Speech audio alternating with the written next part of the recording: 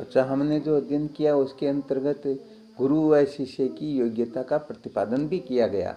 अर्थात यदि गुरु योग्य है और शिष्य योग्य नहीं है तो भी काम नहीं होगा, और शिष्य योग्य है और गुरुदेव योग्य नहीं है तो भी काम होने वाला वास्तव में है नहीं। बस बस तीली और माचिस जो दोनों हैं, दोनों यदि फूकी हुई है तो अग्नि प्रकट हो जाएगी, और यदि दोनों फूकी हुई गीली है तो अग्नि प्रकट होगी नहीं। ये विशेष बात बताई थी। अच्छा, इससे अब आगे थोड़ा अध्ययन करते हैं। तो वशिष्ठ जी महाराज कहते हैं, हे राम जी, जिन पुरुषों ने सत्संग और सत्शास्त्रों की कृपा से आत्मपद प्राप्त कर लिया है वे तो परमानंदित हुए हैं, परम आनंदित हुए हैं। क्या सूत्र निकाला यहाँ पर, क्या सूत्र बताया गया? सत्संग और सत्शास्त्रों की कृपा से आत्मपद प्राप्त कर लिया है। अर्थात सत्संग और सत्शास्त्रों की कृपा से मतलब जिन्होंने सत्पुरुषों के वचनों को हृदय में धारण किया, सत्शास्त्रों को महत्व दिया। वैसे देखा जाए तो शास्त्र, आचार्य और स्वानुभव, इन तीन की संगति से यथार्थ बोध होता है। इसका अच्छी तरह से ध्यान रखना चाहिए। तो यहाँ पर वशिष्ठ जी महाराज सत्संग और सत्शास्त्रों का वर्णन करके ये कहना चाहते हैं, सत्संग का मतलब तो हो गया संतों का संग, संतों का संग का मतलब आचार्य का सानिध्य, ठीक है, गुरुदेव का सानिध्य। और दूसरा बताया शास्त्र, शास्त्र के अंतर्गत कौन आएगा? हाँ, यहाँ पर कहने का मतलब उपनिषद आएंगे। क्या आएंगे? उपनिषद।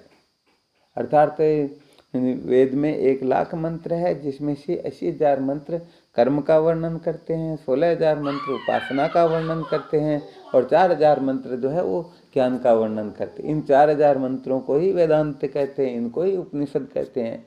तो कहने का मतलब इन 4,000 मंत्रों के द्वारा गुरुदेव के सानिध्य में बैठ करके साधक जब इनके अनुसार अपना अनुभव कर लेता है, तब समझना चाहिए कि वास्तव में वह यथार्थ अनुभव को प्राप्त हुआ, वरना समझना चाहिए यथार्थ अनुभव है नहीं। यहाँ पर सार बात यह है, गुरुदेव जैसा कहते हैं वैसा ही शास्त्र कहते हैं, और वैसा ही अपने को अनुभव हो तब जाकर के कहने का मतलब वो काम पूर्ण होता है। वरना क्या होता है, जैसे हम सोने की जांच पड़ताल करवाते हैं, वेट कितना, अब एक धर्म कांटे पर तुलवाया और दूसरे पर तुलवाया, इसमें यदि अंतर आ गया तो कहने का मतलब किसी न किसी में गड़बड़ है। और यदि 3 धर्म कांटे के ऊपर वस्तु को तोली जाए और वजन बराबर आ जाए तो बताओ क्या होगा? ओखरा हो जाएगा। भाई इसमें कोई अंतर नहीं है ज्यों का त्यों है। तो अब थोड़ा अनुभव की प्रक्रिया बता देते हैं कि किस प्रकार से अपने को अनुभव होगा, तब समझो वो अनुभव ठीक है या अथवा ठीक नहीं है। अच्छा, जैसे अब आपसे प्रश्न कर लिया जाए, आपके दाहिने ओर कौन बैठे हुए हैं और बाएं ओर कौन बैठे हुए हैं, आप क्या कहोगे? मेरे दाहिनी ओर कौशल्या बैठी हुई है और बाएं ओर सुनीता बैठी हुई है, और आगे पीछे भी और बैठे हुए हैं, समझो। आ गया समझ में?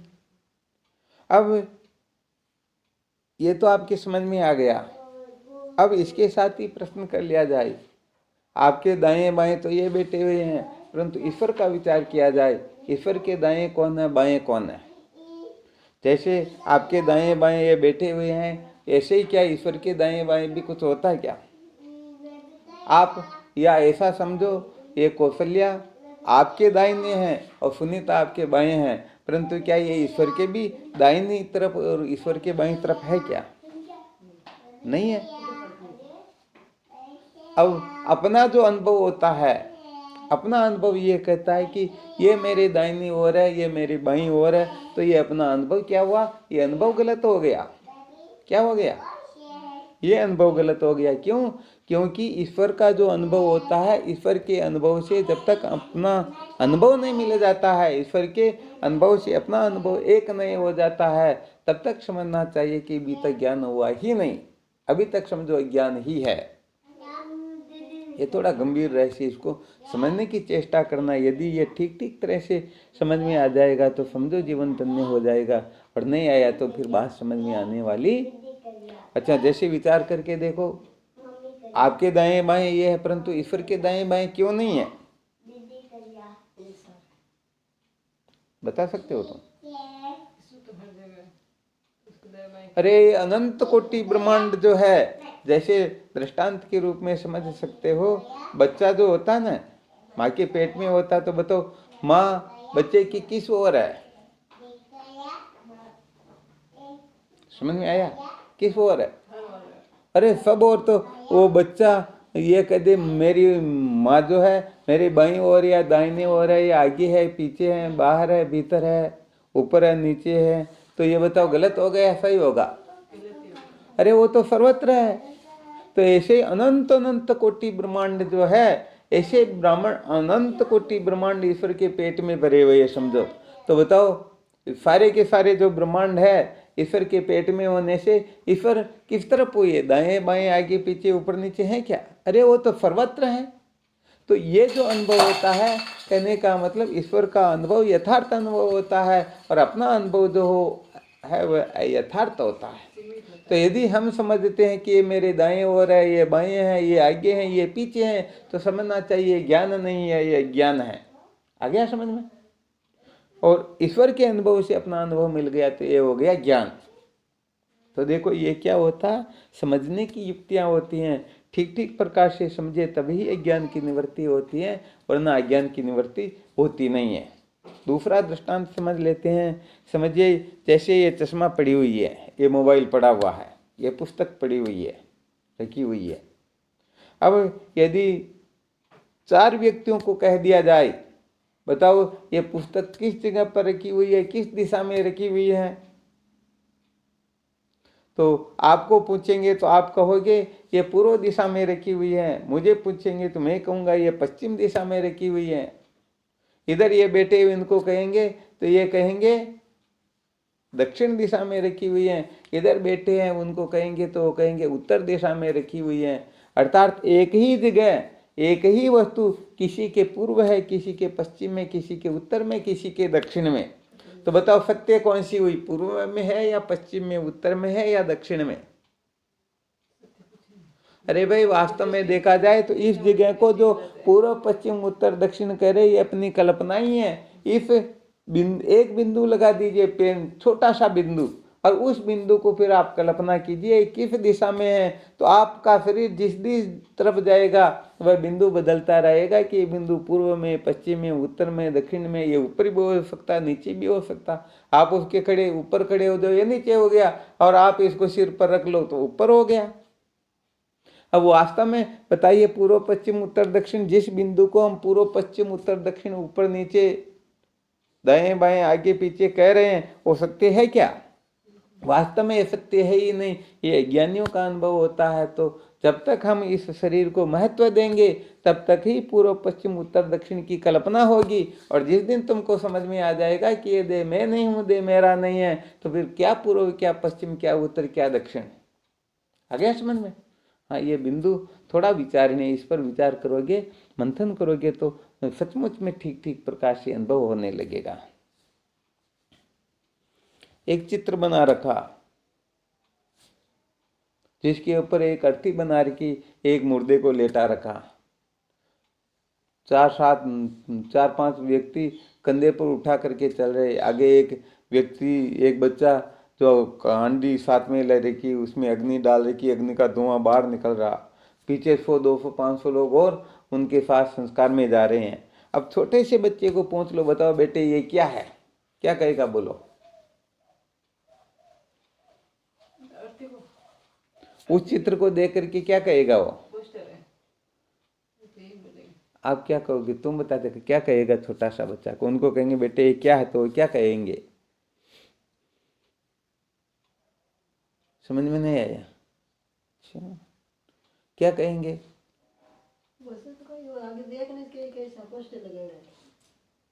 पोस्टर लगाएगा थोड़ी रेडी कहेंगे।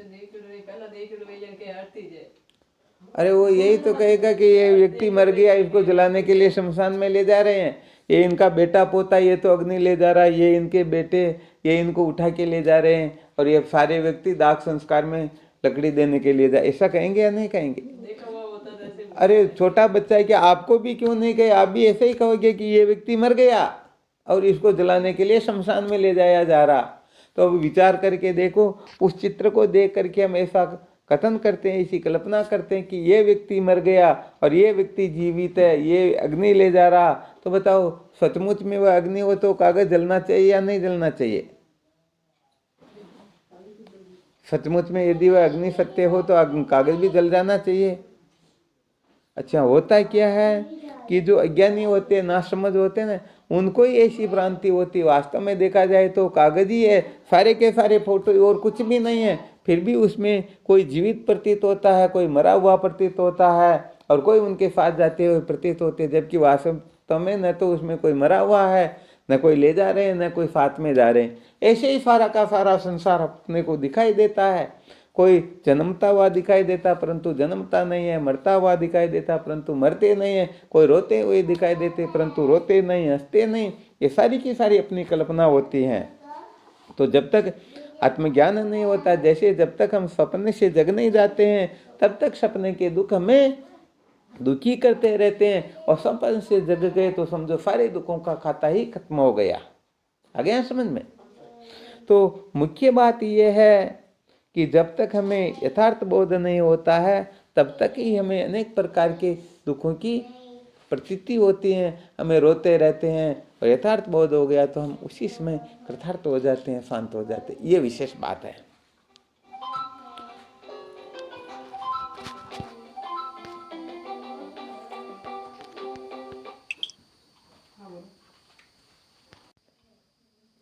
सत्शास्त्र व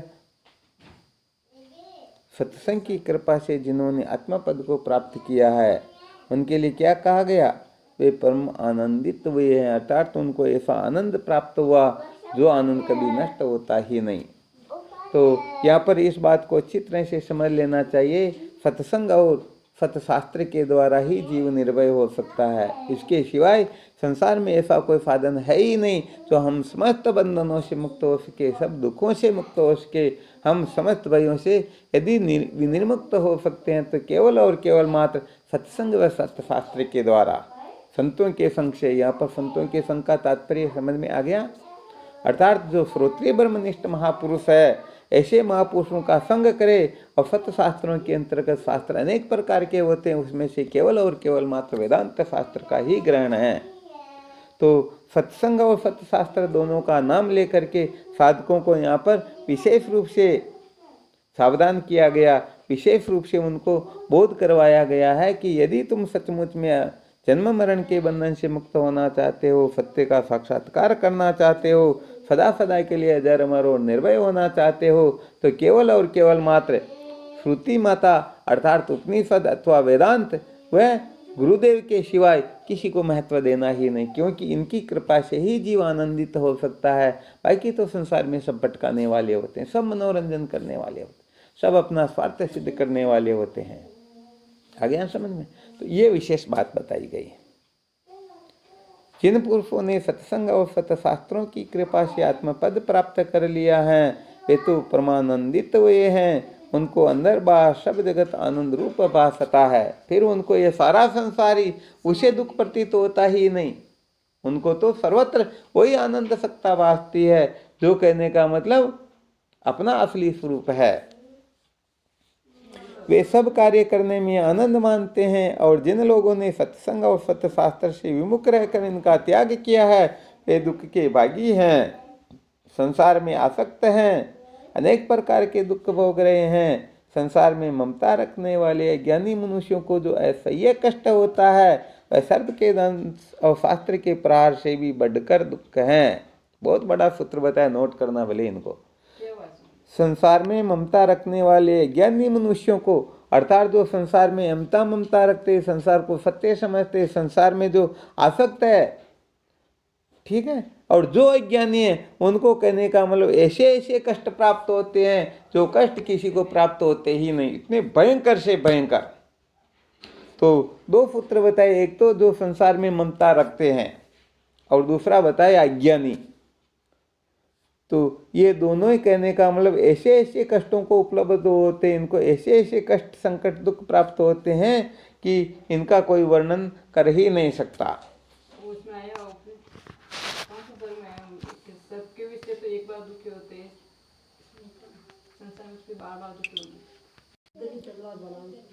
तो ये बड़ा विलक्षण सूत्र था। क्या था? संसार में ममता रखने वाले ज्ञानी मनुष्यों को जो असह्य कष्ट होता है वह सर्प के दंश और शस्त्र के प्रहार से भी बढ़कर दुख है, क्योंकि सर्प दष्ट या शस्त्र एक ही बार मरता है, परंतु संसार की आसक्ति का दुख बार बार मारता है और उत्पन्न करता रहता है। आ गया समझ में? यदि किसी को सर्प ने काट लिया तो वह मर जाएगा, परंतु एक ही बार मरेगा। वो जहर जो है उसी शरीर पर प्रभाव करेगा, आगे दूसरा जन्म मिलेगा तो उस पर वह प्रभाव नहीं करेगा। परंतु संसार के भोग पदार्थों का, अनात्म पदार्थों का चिंतन, इनके प्रति ममता एक इतना खतरनाक कष्ट, दुख, संकट है कि यह अनेक जन्म बर्बाद कर देता है, कितने जन्मों तक मारते ही रहते हैं। हे राम जी, जिन पुरुषों ने सत्संग और ब्रह्म विद्या द्वारा आत्मपद को प्राप्त नहीं किया, उन्हें अत्यंत कष्ट भोगने पड़ते हैं। शास्त्रों में उनके अनेक प्रकार के नरक दुखों का वर्णन मिलता है, जैसे उन्हें विषपान करना पड़ता है, उन पर पाषाणों की वर्षा होती है। पाषाणों का मतलब पत्थरों की वर्षा होती है। कोलों में निपीड़ित किए जाते हैं। वो गाड़ी में तेल निकालते हैं ना, तिल्ली मूंगफली डाल करके, वैसे उसको डाल करके फिर उनको पीसा जाता है। जिनको आत्मपद का बोध नहीं होता, जिन्होंने सत्य का साक्षात्कार नहीं किया, 84 लाख योनियों में ऐसे ऐसे जन्म मिलते, ऐसे ऐसे नरकों का गरुड़ पुराण में बहुत सारे वर्णन है। शास्त्रों से शस्त्रों से कटते हैं। हे राम जी, ऐसा कोई दुख नहीं जो इन अज्ञानी संसारियों को नहीं होता, अर्थात जिनको तत्व ज्ञान नहीं हुआ उनको ऐसे ऐसे कष्ट उठाने पड़ेंगे जो कष्ट कहने का मतलब कल्पना से भी बाहर है। ऐसा कोई कष्ट दुख नहीं है जो उनको प्राप्त नहीं होगा, बल्कि समस्त कष्ट दुख संकट उनको प्राप्त होंगे ही होंगे। प्रमाद द्वारा मनुष्य स्वयं दुख को निमंत्रण देता है। ये लोग जिन वस्तुओं को रमणीय जानकर उनमें आसक्त होते हैं, वे सब चक्र के समान चंचल है, कभी स्थिर नहीं रहती। परम कल्याणकारी सन्मार्ग को छोड़कर जो इन आपात रमणीय सुख भोगों की इच्छा करते हैं, वे महादुख पाते हैं। आपात रमणीय किसे कहते हैं? इसमें कहा गया आपात रमणीय सुख भोगों की इच्छा करते हैं, वे महादुख पाते हैं। समझ में आया क्या? आपात रमणीय किसे कहते हैं? जो पीरे नहीं हो फिर पीरे मानते हैं उसको। नहीं,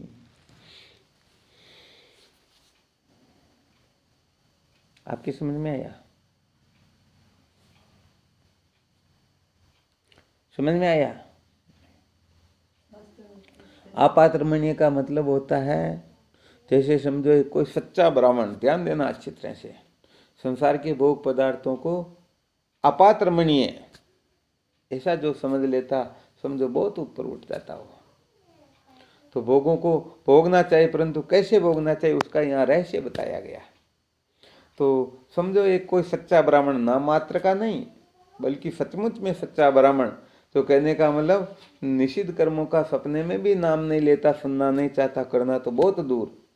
ऐसे ब्राह्मण को कोई 10 बदमाश गुंडे डाकू उठा करके ले जाते और जंगल में ले जा करके कोई तो उनके हाथ पर पैर रखता, कोई उनके पैरों पैर रख देता, कोई उनके बालों को पकड़ करके खींचता, कोई समझो उनकी छाती पर पैर रखता, कोई उनके ठोकरें लगा रहा, कोई क्या कर रहा, और कोई उनका मुख खोल रहा और कोई उसके मुख में शराब उड़ेल रहा। अब बताओ वह उस शराब को पिएगा तो कितना आनंदित होकर के पिएगा।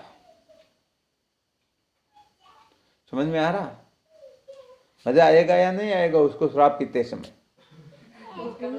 अरे वो तो कहने का मतलब शराब तो बहुत दूर की बात, चाय का भी नाम नहीं लेना चाहता, चाय को भी स्पर्श नहीं करना चाहता। ऐसे व्यक्ति को यदि कोई इस प्रकार से दंडित करके उसके मुंह में शराब उंडेले, तो कहने का मतलब वह जितना मजा लेकर के शराब पिएगा, उतना मजा लेकर के जो संसार के भोगों को भोगता, समझ लेना चाहिए वह कुछ और है।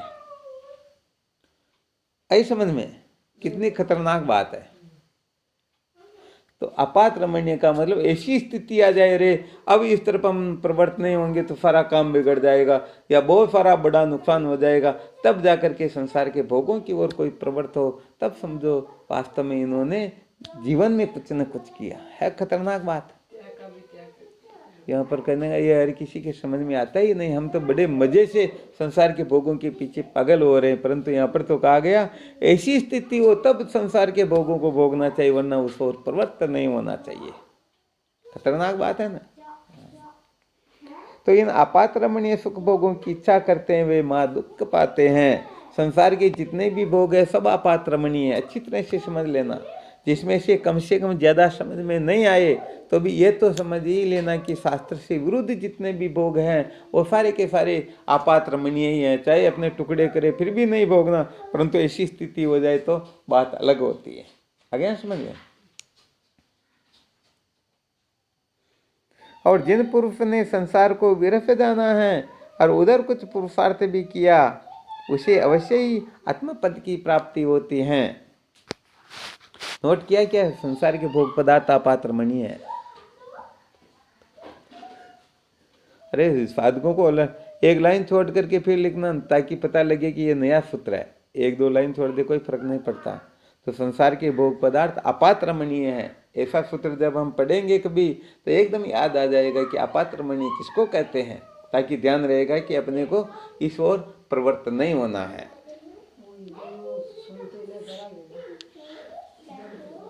हे राम जी, जिन पुरुषों को आत्मपद की प्राप्ति हुई है उनको फिर दुख नहीं होता। यदि ऐसे यत्नशील श्रद्धालु लोगों के भी कार्य सिद्ध न होते तो ज्ञान के निमित्त कोई पुरुषार्थ नहीं करता। आ गया समझ में।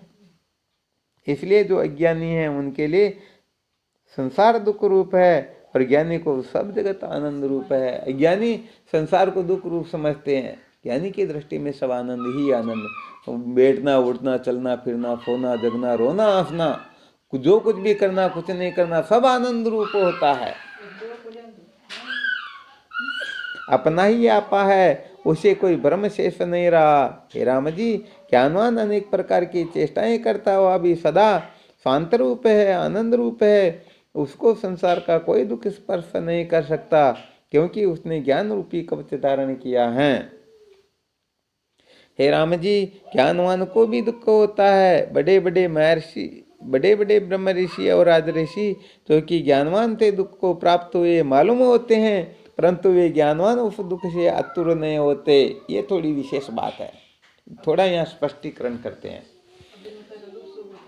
देखो क्या होता है, जैसे समुद्र जो है ना ऊपर से कितना चंचल दिखाई देता है।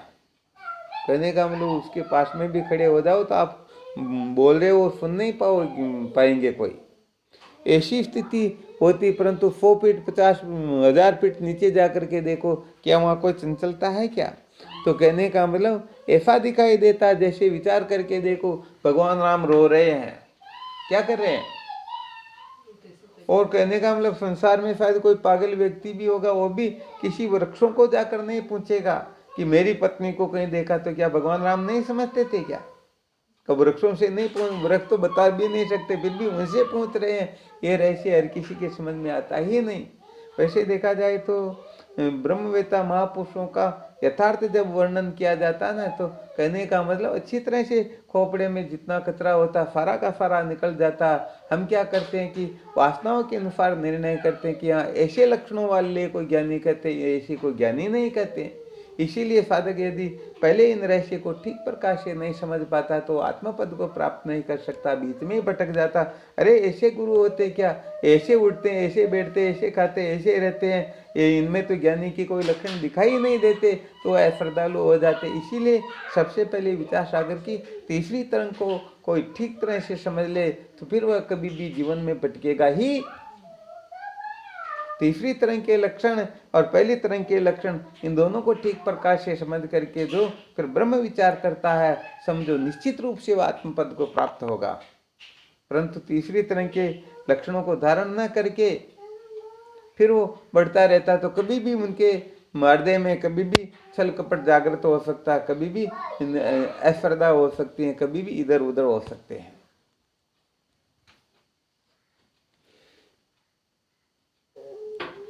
परंतु वे ज्ञानवान उस दुख से आतुर नहीं होते। कहने का मतलब जैसे समझो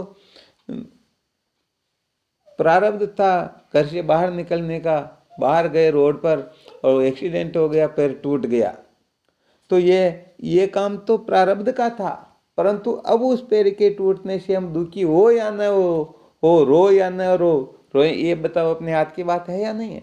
ये तो प्रारब्ध करा सकता, घटनाएं घटित प्रारब्ध करेगा, परंतु उन घटनाओं से हम आकर्षित प्रतिकर्षित होते या नहीं होते हैं? अरे भाई, जैसे वाटर प्रूफ घड़ी होती हैं, उसको पानी में भले ही क्यों न डाल दो, परंतु उनमें प्रवेश नहीं करेगा पानी। तो ऐसे ही जिन्होंने ज्ञान रूपी कवच धारण कर लिया है, तो भले ही वो इस प्रकार से दिखाई देंगे, परंतु वो भीतर से संतुष्ट होंगे, आनंदित होंगे, उनको दुख स्पर्श भी नहीं कर पाएगा।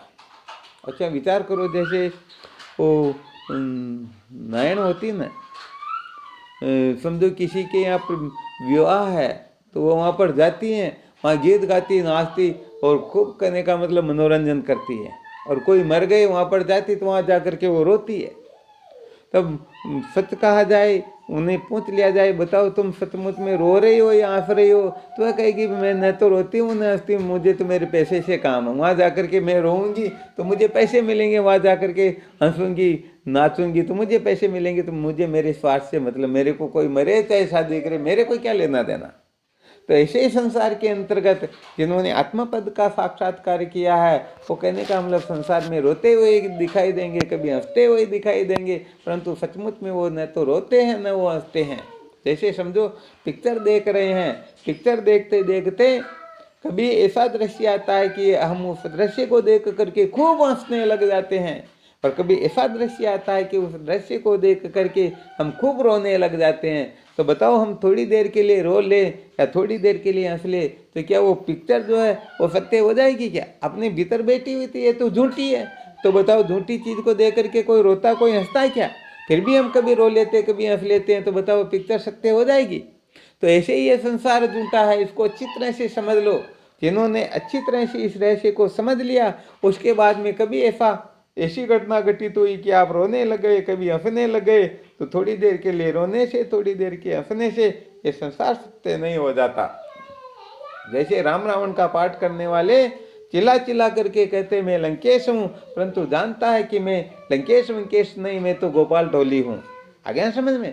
तो ऐसे ही अपने को बाहर से कहने का मतलब ऐसे ही दिखाई दिया, हाँ मैं तुम्हारी पत्नी हूँ, माँ हूँ, बहन हूँ, बेटी हूँ, ठीक तुम्हारा बाप हूँ, बेटा हूँ, भाई हूँ, पति हूँ, परंतु भीतर से ये निश्चय हो जाए कि सारा संसार सपने के समान, कोई किसी का होता ही नहीं। न या पिता सत्य, न पुत्र सत्य, न भाई सत्य, न पति सत्य, सारा का संसार कल्पना मात्र है। क्या हुआ? बस यही बात है। तो कुल मिलाकर के ज्ञानी जो है ये वाटर प्रूफ घड़ी की तरह झंझट प्रूफ हो जाता है। क्या होता है? हाँ, जिनको सचमुच में ज्ञान होता है वो फिर झंझट प्रूफ हो जाते, कोई भी झंझट उसे दुखी नहीं कर सकता, इसलिए कोई उन्हें दुख स्पर्श नहीं कर सकता। वे सदा आनंद स्वरूप है।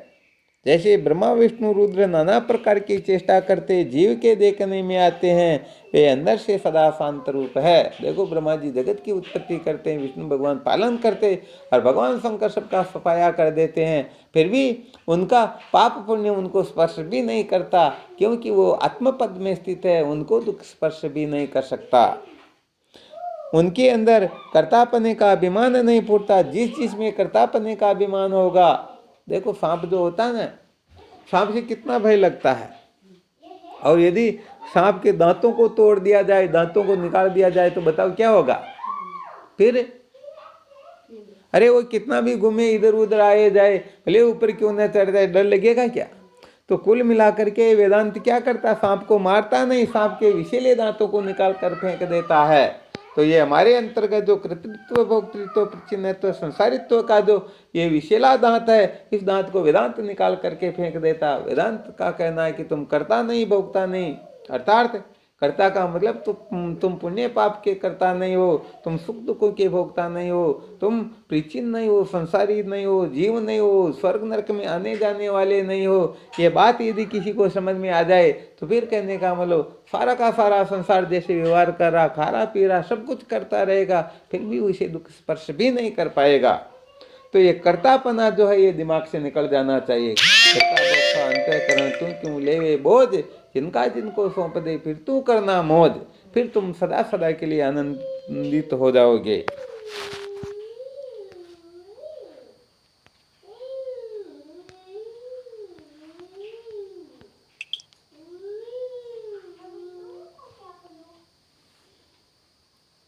जैसे अभिनेता दुख और सुख रूप वाले कहीं अभिनय करता हुआ कभी रोता कभी हंसता देखने में आता है, परंतु अंदर से वह रस शोक के भाव से रहित स्वरूप में स्थित है। इसी प्रकार ज्ञानवानों के सुख दुखात्मक विकार भी प्रदर्शन मात्र होते हैं। जैसे अभिनेता जो अभिनय करते हैं ना, तो केवल दूसरों को दिखाने के लिए, मौज मस्ती मनोरंजन के लिए, ऐसे ज्ञानियों का व्यवहार कभी रोना कभी हंसना, कभी क्या, ये संसार के लोगों के लिए अभिनय मात्र है। अर्थात तो वो करते अभिनय। अब कोई यदि उनको सत्य समझता तो ये उनकी स्वयं की गलती होती है।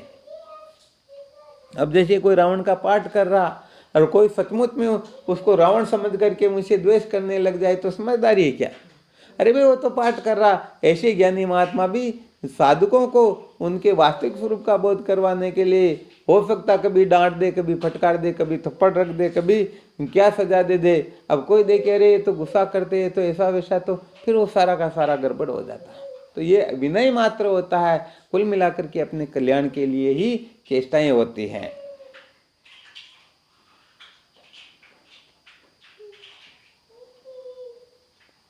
इसी प्रकार ज्ञानवानों के सुख दुखात्मक विकार भी प्रदर्शन मात्र होते हैं। हे राम जी, ये मोह रूप विशाल विश्व वृक्ष ज्ञान रूप शरत काल में नष्ट हो जाता है। इसी कारण से ज्ञानवान सदा आनंद परिपूर्ण सत्ता में स्थित हैं। ज्ञानवानों का प्रत्येक कार्य उनका विलास मात्र है। ज्ञानवान महात्मा ऐसे विचित्र शरीर रूप रथ में बैठा हुआ है जिसमें इंद्रिय रूप संयत घोड़े जुते हुए हैं और जिसको बुद्धि रूप निपुण सारथी मन के निग्रह द्वारा घोड़ों को अपने वश रखता हुआ सन्मार्ग पर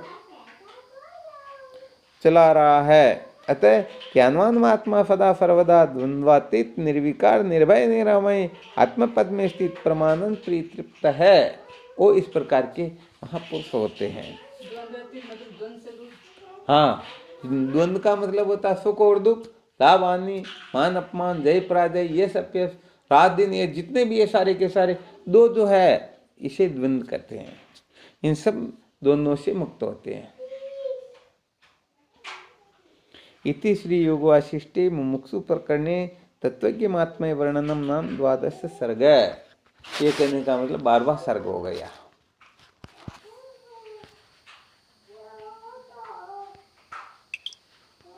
अच्छा, इसमें कुछ समझना हो तो, कोई शंका रह गई हो तो कह सकते हो, उस पर थोड़ी देर और विचार कर लेते हैं। और क्या।